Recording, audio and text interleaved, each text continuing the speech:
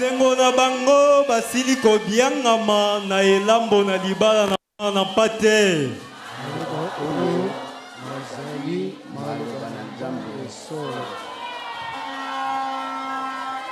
Amen libota. Amen bandeko na Kristo. Tobateli kimia respectueusement. Tozwa référentialité ya toli na mokwalelo. Toli kola pesi na mukanda na matai. Mukapona zomi na motoba eteni ya zomi na misato pe zomi na minei. Matthieu chapitre 16, le verset 13 à 14. Soki tomoni makomi masanto totangi na kombo na Yesu Masiya na sala.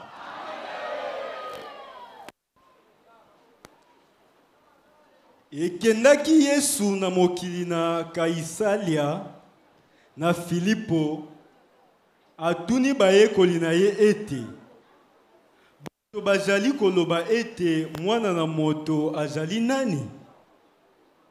Bango balobi ete bamosusu ete Yohani Mobatisi, bamosusu ete Elia, bamosusu ete Limia, soko moko na basakoli. Amen. Tozongeli pona boki madame Matthieu 16, 13 à 14. Totangi na kombo na Jésus-Christ de Nazareth.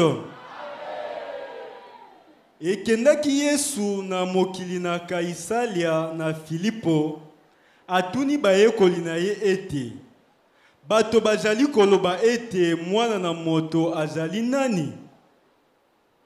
Bango balobi ete bamosusu ete Yohani Mobatisi, bamosusu ete Elia, bamosusu ete Limia, soko moko na basakoli. Amen.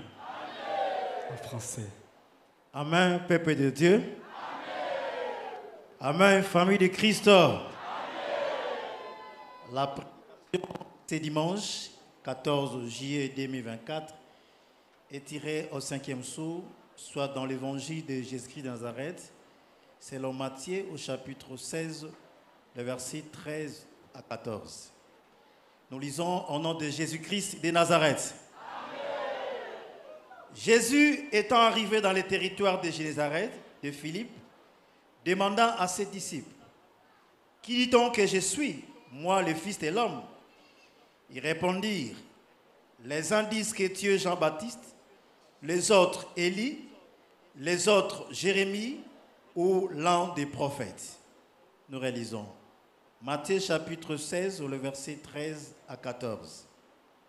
Jésus étant arrivé dans le territoire de Génézareth et de Philippe, demandant à ses disciples, « Qui dit-on que je suis, moi le Fils de l'homme ?» Ils répondirent, « Les uns disent que tu es Jean-Baptiste, les autres Élie, les autres Jérémie ou l'un des prophètes. » Amen. Amen, Libota. Gloire à Dieu, gloire au juste. Saï et Tony Motema, la joie et l'allégresse remplissent nos cœurs. Pambaté, l'homme de Dieu nous a honorés dans ce culte d'octave de la Sainte Seine. Libota, Tozane Sengomakasi, siège mondial, miroir et église Lobaranzambe, Toza honoré na présence et à l'homme de Dieu accompagné na maman. Pour Nabiso eza sujet à une grande joie. Amen. Amen. Bandeko na Christo. Tokumi Sinkolo, puisque nous avons trouvé la bonne adresse. Nous avons trouvé l'adresse divine. Ndenge molimo ekamba bandeko na biso ya Gabon balobi, nous sommes au bon endroit. Amen, Libota. Nous devons en être sûrs et fiers. te trouver esika lobiko et monani. Où irons-nous encore? Amen, bandeko na Kristo. Tomoni lobiko, tomoni mobikisi. Torokende lisusu. Amen, bandeko na Kristo. Allons de l'essentiel à l'important pour nous gagner ngonga. Toyebi ke touti na milulu monene oyo réussite cesa à 100%. Bien que l'œuvre humaine, les imperfections ne manquent jamais. Mais Sainte Seine bien accomplie, réussite totale. Amen. Amen, bandeko na Kristo. L'idée est pambate, et pepe sabiso vraie connaissance, et à kosambela na liloba, et à kondimela liloba, et à kolanda liloba, beaucoup plus et à kososola liloba, qu'on comprendre, c'est-à-dire qu'on mettre en pratique la parole de Dieu. Et secondement, pour écouter sabiso na impression. Nous devons prendre la figure des circonstances, toute manifestation monene, batu balobi nini, batu balobaka nini pona liloba, pe pona mobandisi, pona basali, na pona libota ya liloba mobimba ba fidèle ya liloba nanda. Amen, bandeko na Kristo. Mutuna oyo etuna maki pamba te. Ezana profondeur monene na kati. Christ n'avait pas l'habitude de questionner. Batunde bandako ya otune ba question, mais abandako otuna mingi te. Atuni question oyo ezana raison monene oyo esangisi biso.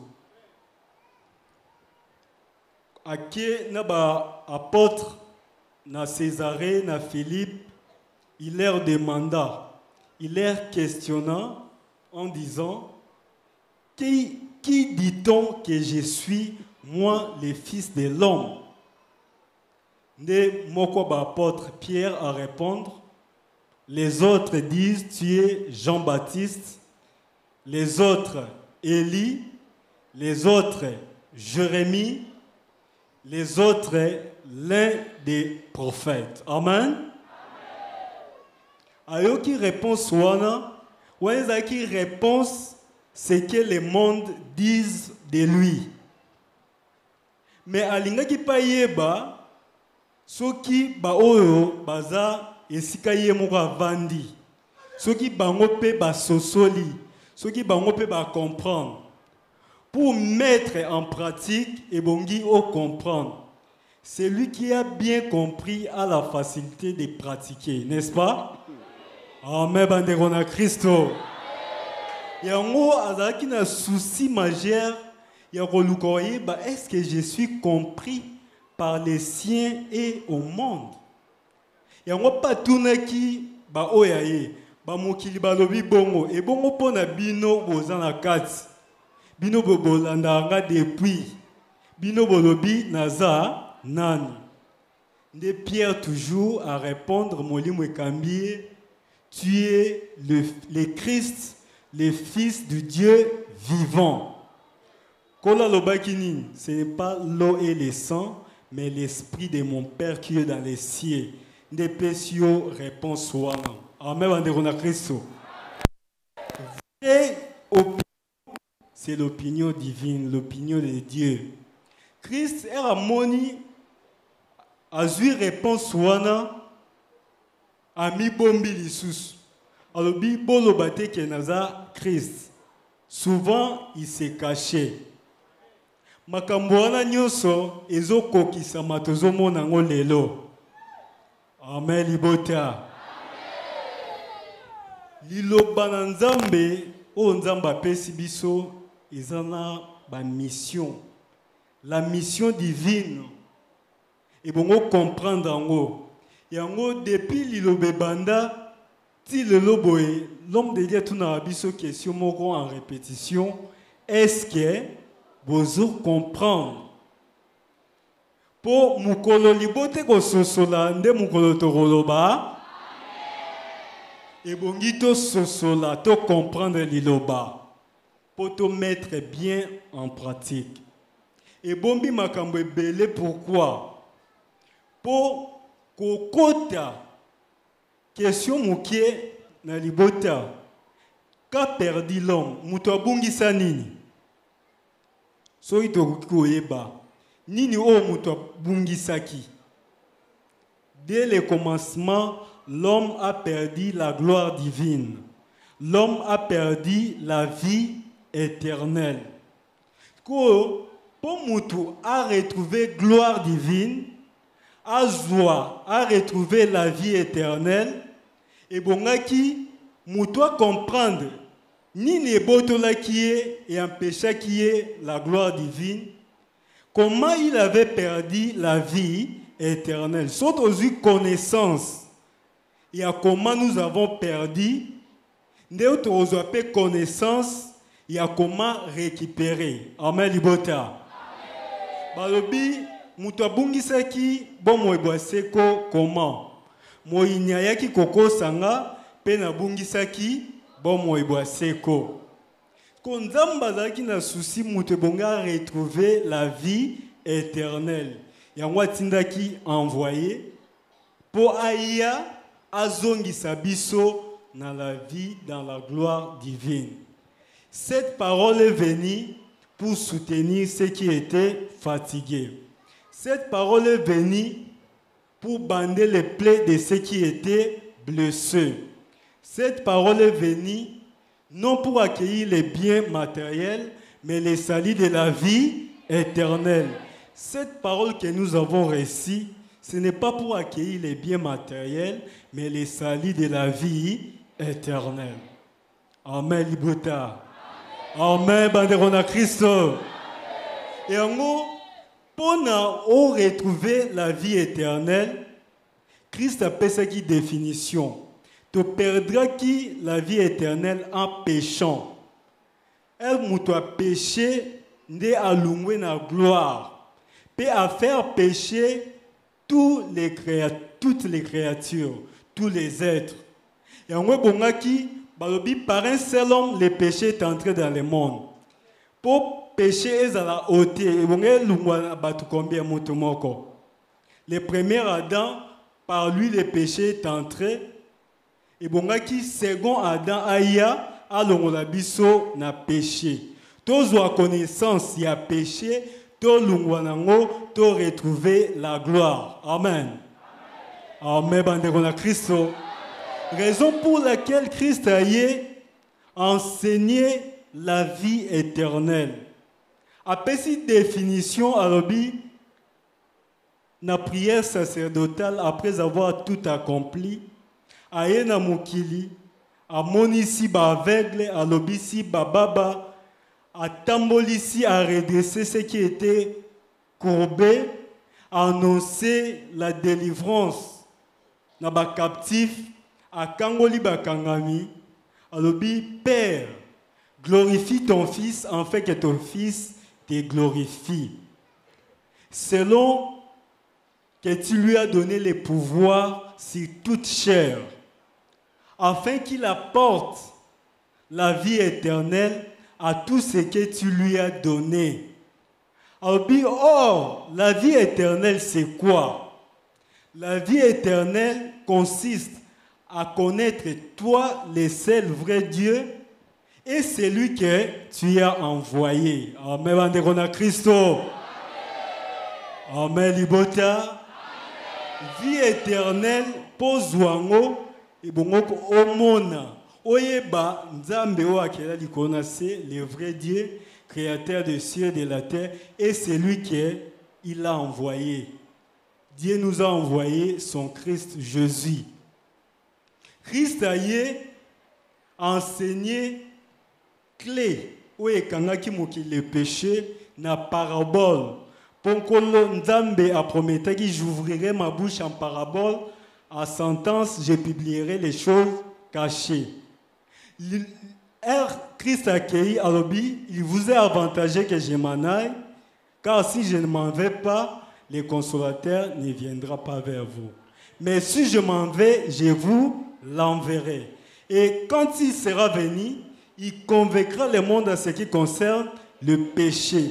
Parce que c'est le péché qui détenait la gloire. Et yango liloba eraye eloko ebungisaki mokili abandi wana alimboleli biso péché nini esalaki ke mokili babunga nzela tokota na molili ezalaki le péché yango aye alimboli yango correctement justice na jugement emonisami na mokili po tozwa les salis de la vie éternelle. Amen. Amen.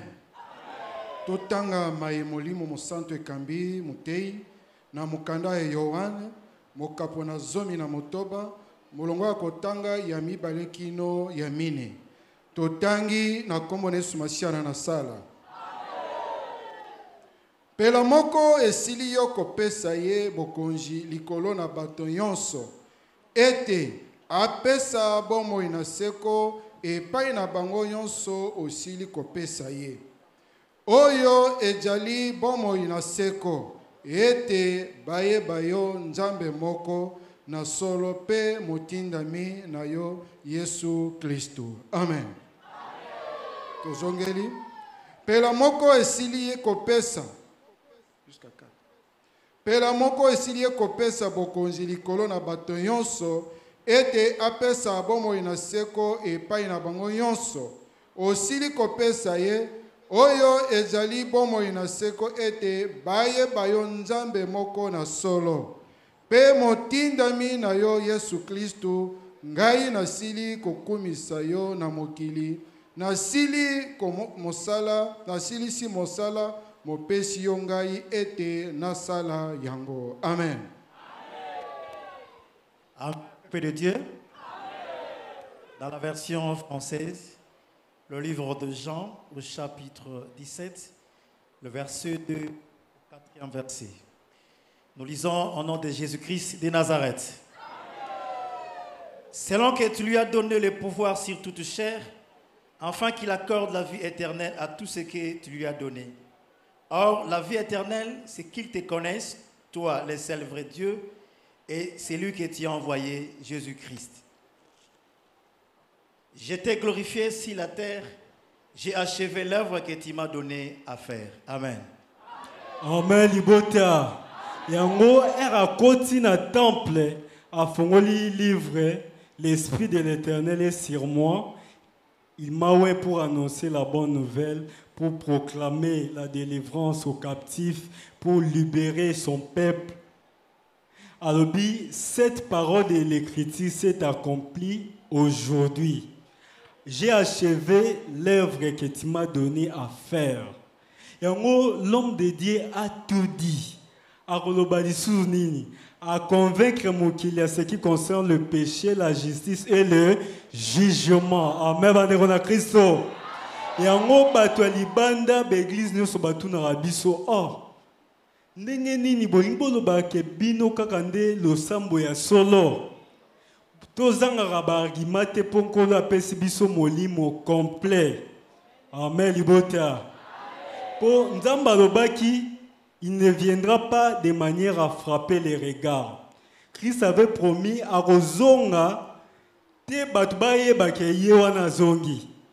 A zongi pas de manière à frapper les regards, ayaki na peau mususu lelo aye na peau noire. Yango batu moeba comprendre ezate bazo zela. Ok, nali lo bato ebi ke Yesu aye akiti na nguye ya molimo mosa. Amen, bandeko na Christo. Il a dit encore, il viendra à l'heure où vous n'y penserez pas. Agoya na ero bondi mateke agoki koya erwana nde er yango ya ye.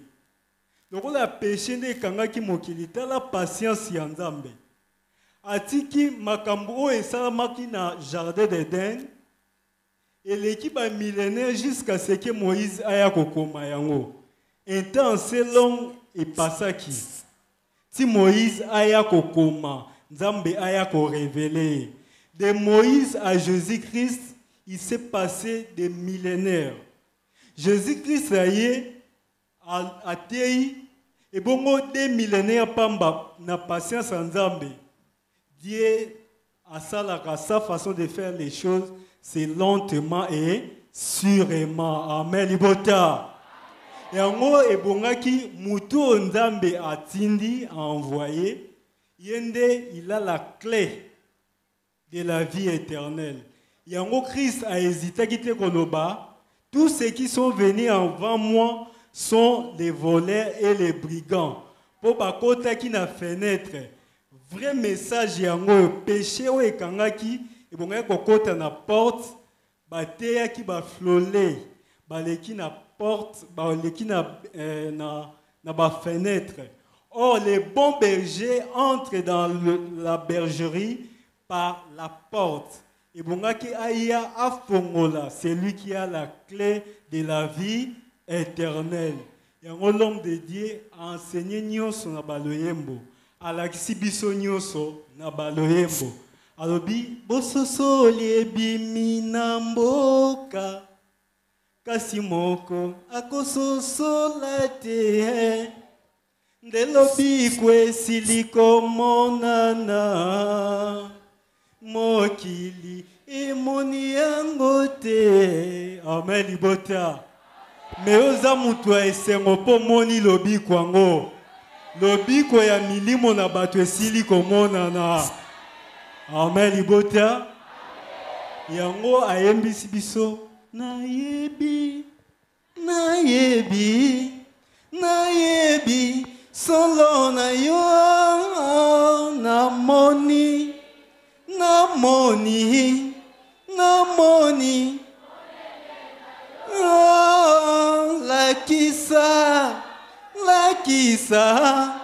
lakisa yango na mokili bayeba.